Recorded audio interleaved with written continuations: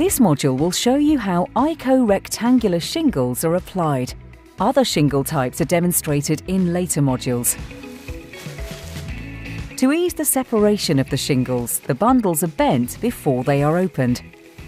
Open the bundles using the back of a utility knife. Be careful not to cut any part of the shingle that will be visible later. Do not remove the anti-adhesive foil.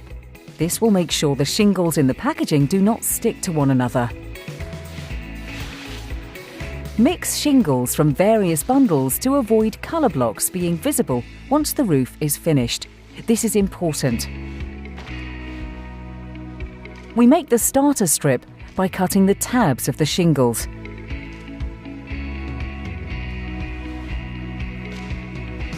To ensure that the seams of the starter strip do not coincide with those of the first row of shingles, half a tab is cut off the starter strip.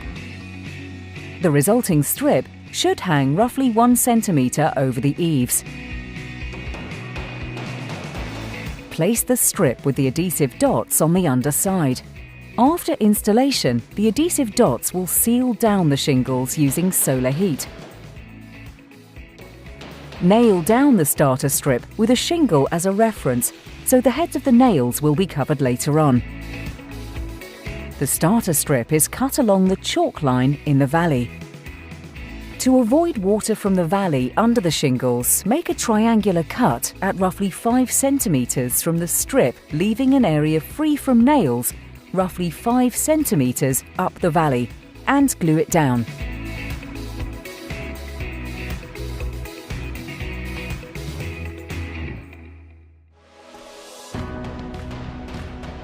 Next, install the first row of shingles on the starter strip.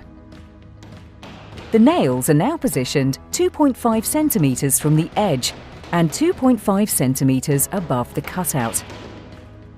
Chalk lines drawn both vertically as well as horizontally are a useful visual aid to ensure the shingles follow a straight line. The starter strip and all shingles that join on the eave profile are glued with Ico shingle stick.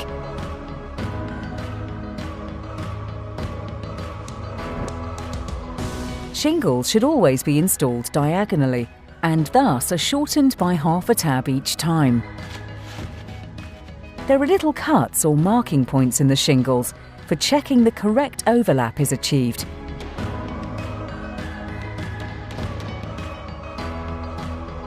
A diagonal step flashing is created that guarantees rapid draining and strengthens the whole construction.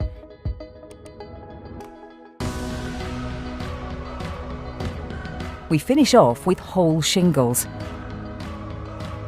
Use corrosion-resistant, fully barbed nails with large heads about 25 millimetres in length. The number of nails is determined by the type of shingle, the slope of the roof and the wind force. In windy areas, double nailing above the cutouts and additional gluing of each tab will be necessary.